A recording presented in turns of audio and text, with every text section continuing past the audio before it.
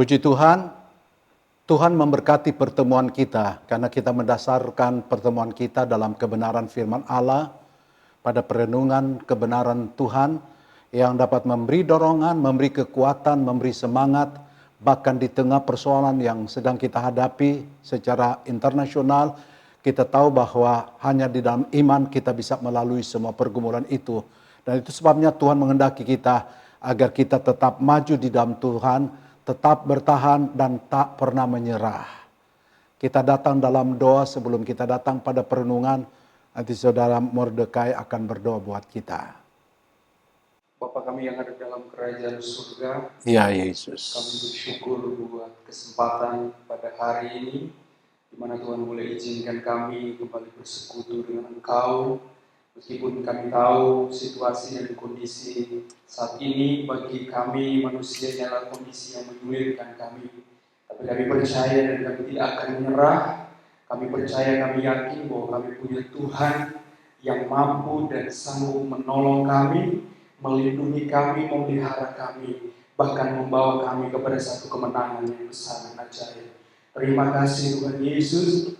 Dan saat ini Tuhan, kembali kehidupan kami akan dibekali lewat kebenaran firman Tuhan. Kembali kekuatan kami akan diperbaharui lewat kebenaran firman Tuhan. Biar firman Tuhan yang akan disampaikan itu boleh menjadi kekuatan di dalam kehidupan kami. Boleh menjadi pengharapan yang di dalam kehidupan kami. Mengurapi setiap kami yang beribadah kepada Tuhan. Mengurapi setiap pendengaran kami. Hati kami diurapi, pikiran kami diurapi. Biar firman Tuhan itu akan jatuh ke tanah hati kami yang terbaik. Firman itu bertumbuh bagi hormat dan kemuliaan nama Tuhan. Haleluya. Pengurapan khusus daripada Allah menjadi bagiannya. Sebentar firman Tuhan yang disampaikan itu semua berasal daripada Tuhan. Terima kasih Tuhan.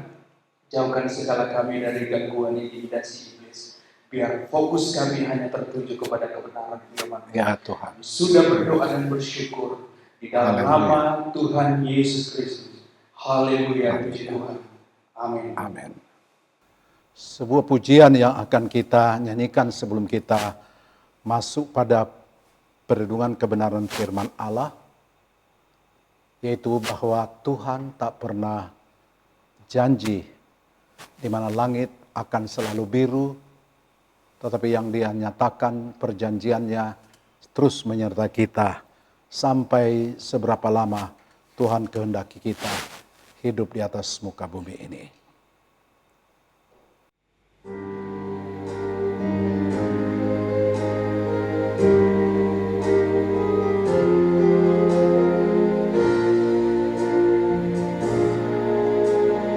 Tak pernah janji langit selalu biru, tetapi Dia berjanji selalu menyertai. Tuhan tak pernah janji dan selalu rata, tetapi Dia berjanji berikan kekuatan.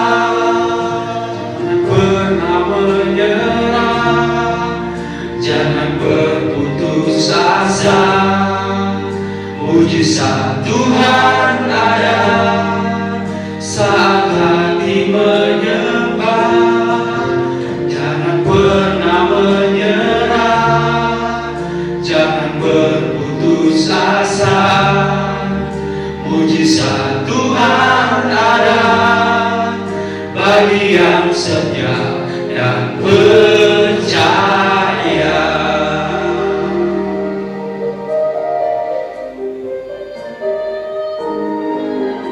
Tuhan tak pernah janji langit selalu biru, tetapi Dia berjanji selalu menyertai.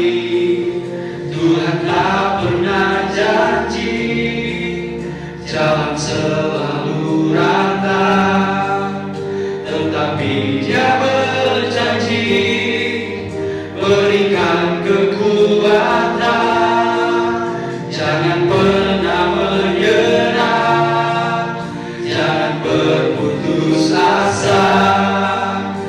mujizat Tuhan ada saat hati menyembah. Jangan pernah menyerah, jangan berputus asa. Mujizat Tuhan ada bagi yang setia dan percaya. Tuhan pernah menyerah, jangan berputus asa. Mujizat Tuhan ada saat hati menyembah. Jangan pernah menyerah, jangan berputus asa.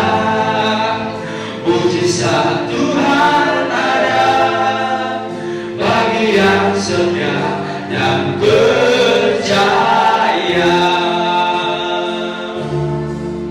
Mujizat Tuhan ada bagi yang setia dan percaya. Mujizat Tuhan ada bagi yang setia dan percaya.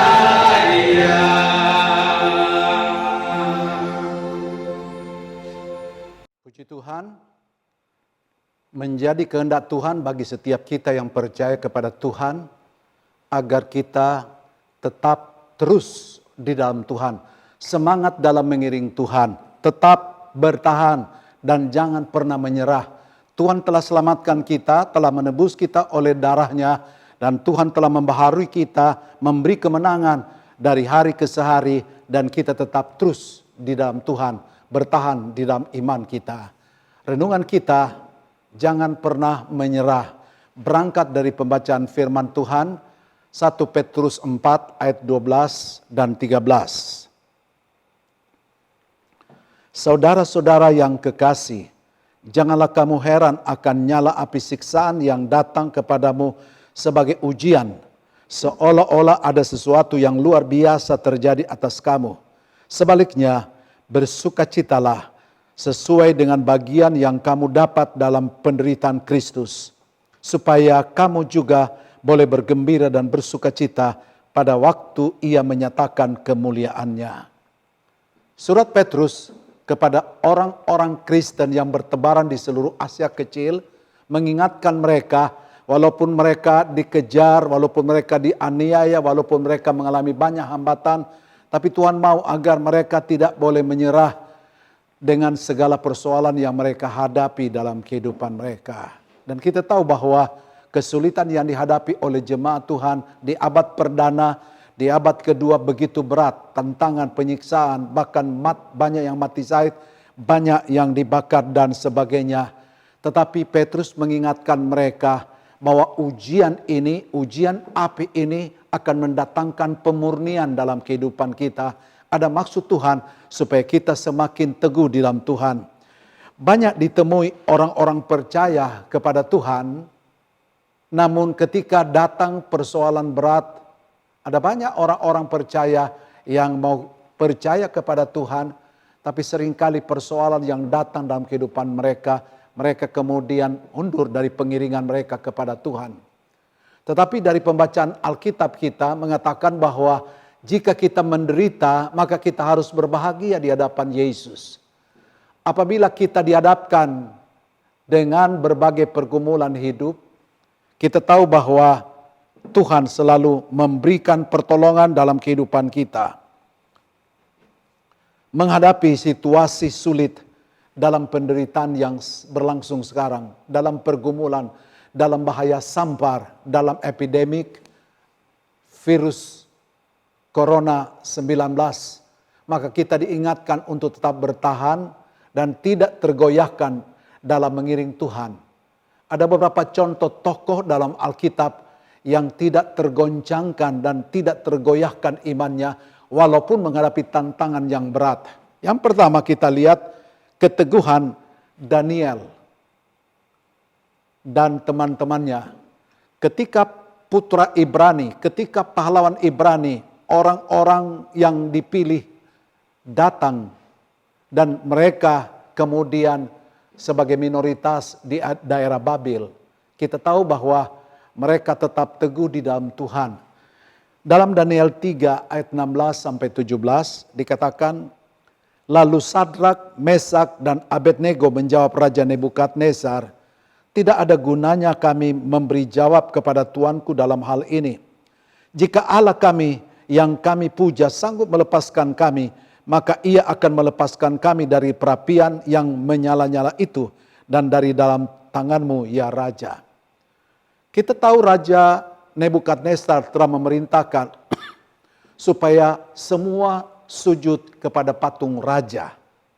Dan ketika ada pemberitahuan nafiri, ada suara yang disampaikan untuk mereka menyembah patung, setiap orang tak terkecuali harus tunduk menyembah.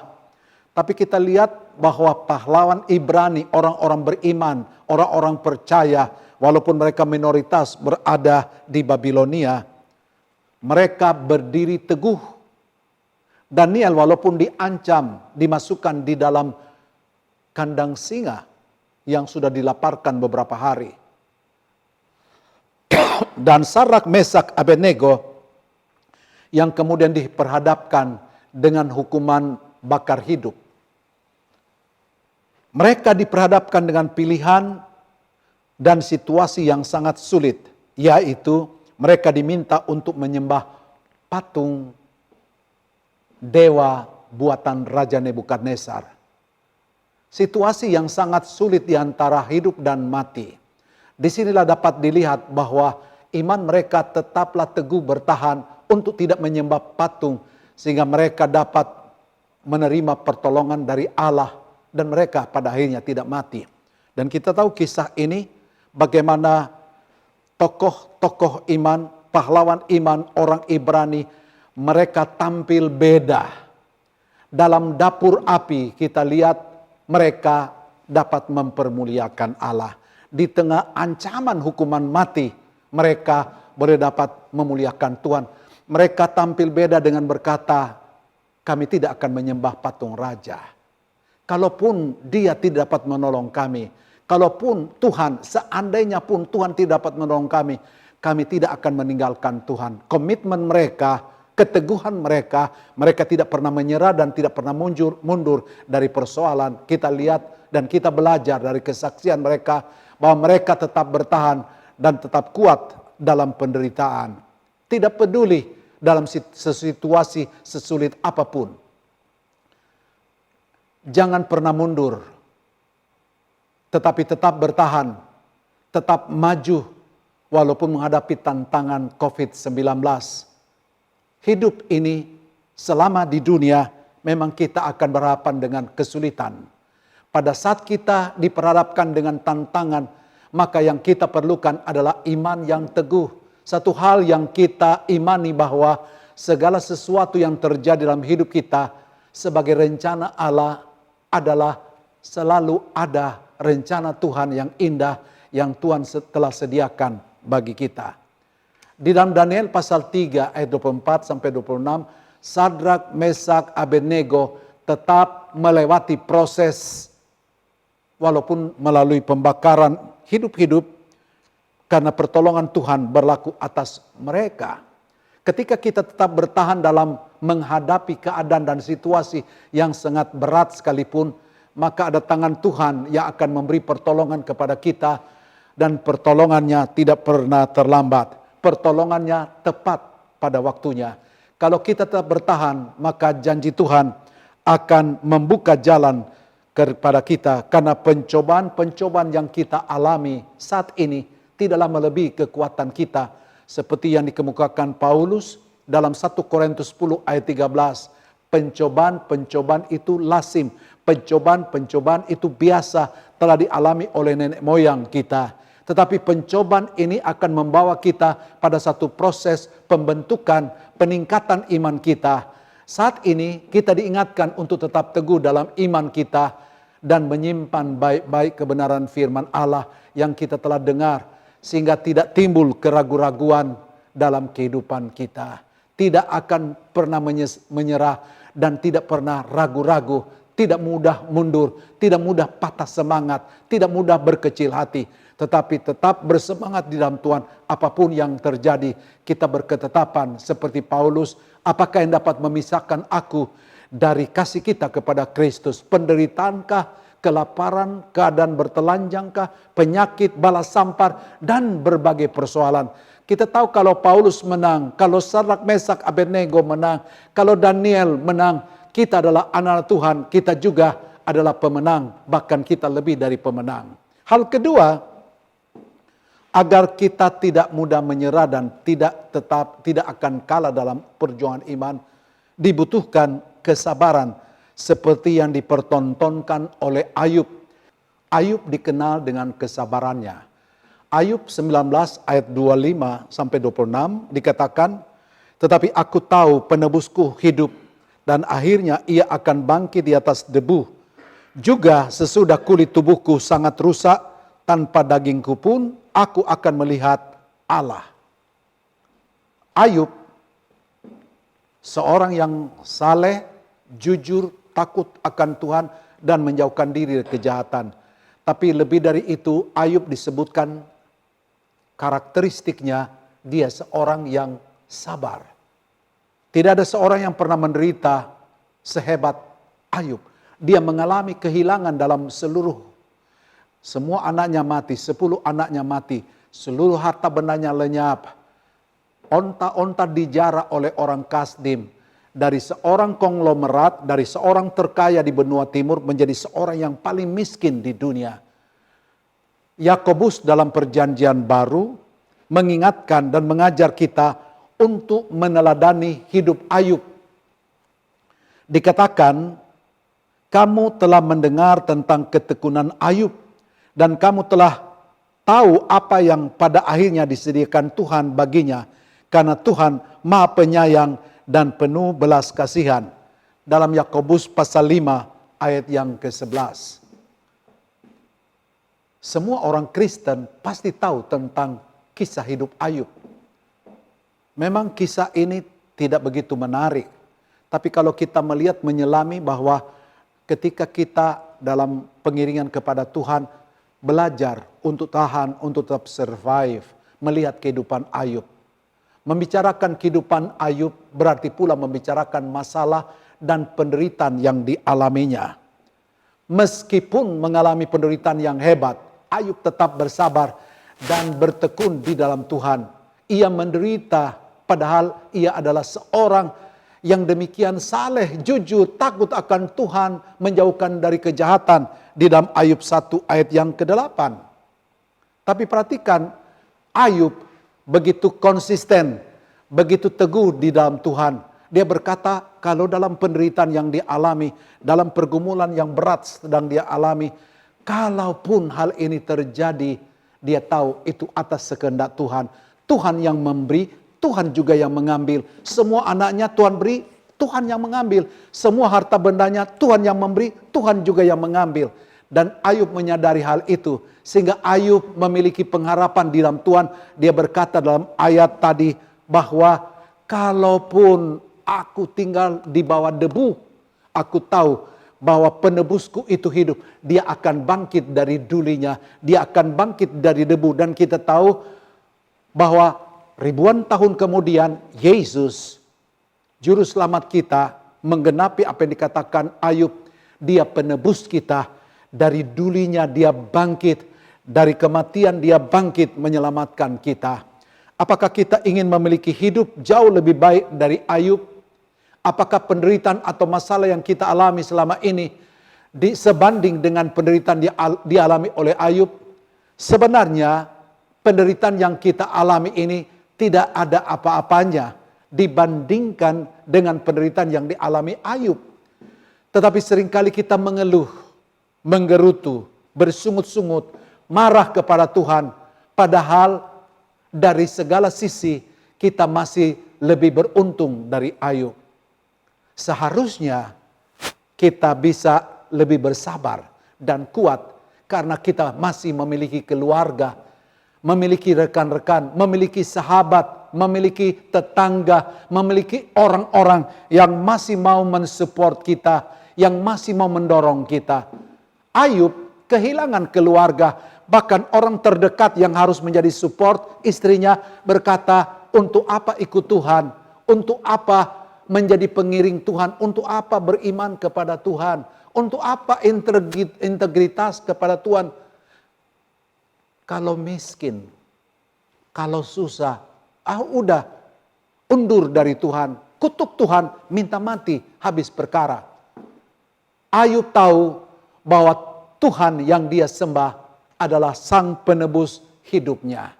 Semua yang terjadi dalam hidupnya, seburuk apapun, jika itu seizin Tuhan, Tuhan pasti sanggup memulihkan. Karena itu Ayub masih bisa berkata, apakah kita mau menerima yang baik dari Allah, tetapi yang tidak kita tolak, hal yang buruk kita tidak mau terima. Dalam kesemuanya itu, Ayub harus mengalami proses, sebab ia yakin segala sesuatu itu akan membuat dia muncul, timbul seperti emas murni. Dalam Ayub 23 ayat 10 dikatakan, karena ia tahu jalan hidupku, seandainya ia menguji aku akan timbul seperti emas. Itulah sebabnya Ayub tetap mampu bertahan di tengah penderitaan yang dialaminya. Akhirnya Tuhan memulihkan keadaan Ayub setelah ia meminta doa untuk sahabat-sahabatnya, dan Tuhan memberikan kepada Ayub 2 kali lipat dari segala kepunyaan dahulu.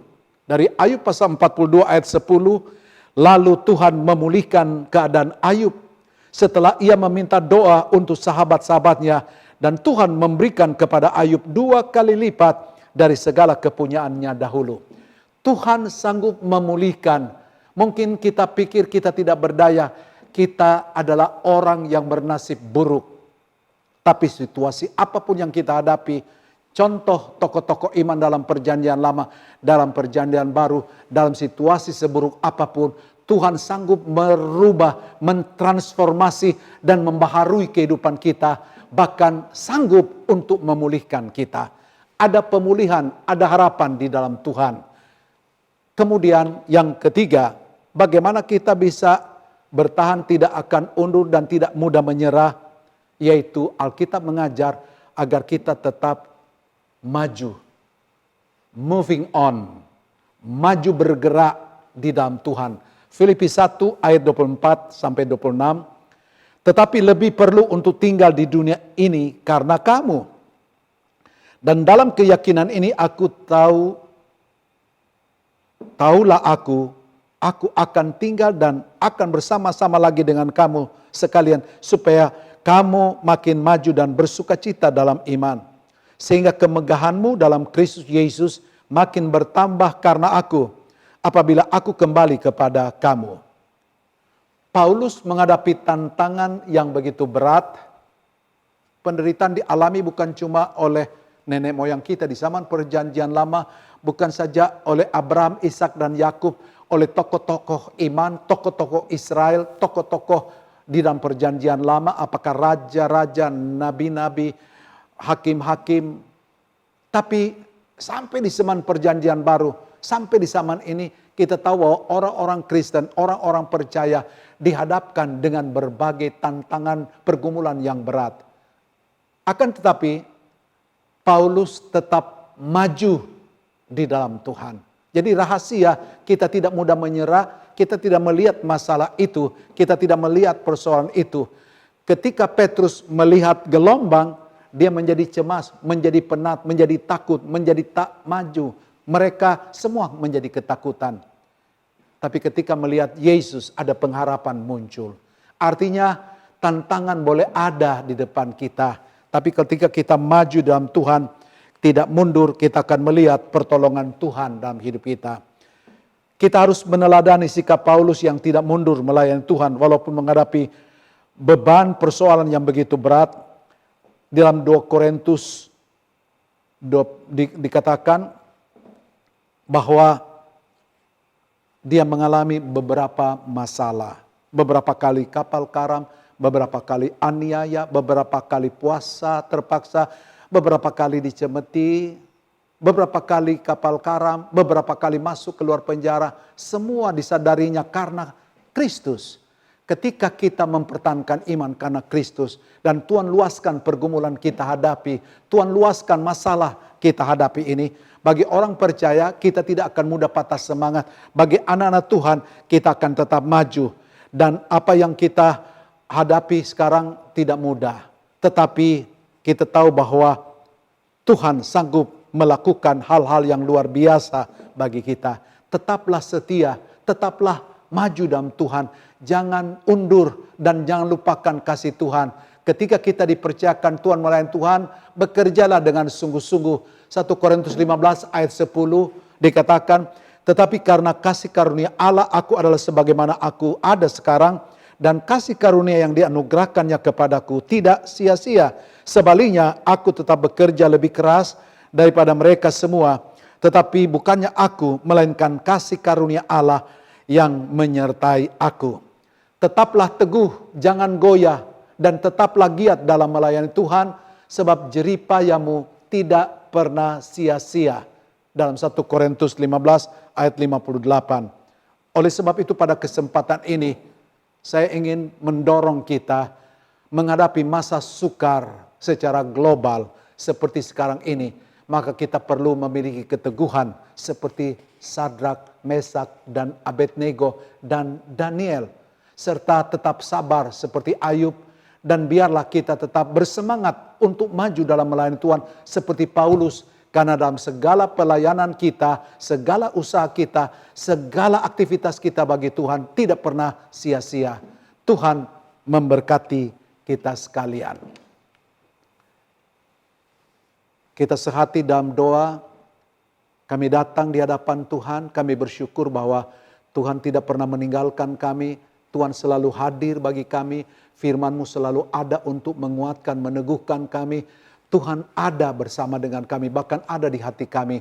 Dan kami tahu bahwa ketika persoalan yang kami hadapi, persoalan-persoalan yang lazim, yang biasa, tapi kami tahu bahwa ada pertolongan, ada jalan keluar, ada pengharapan di dalam Tuhan. Kami adalah pemenang bersama Tuhan, dan pengharapan di dalam Kristus tidak pernah mengecewakan.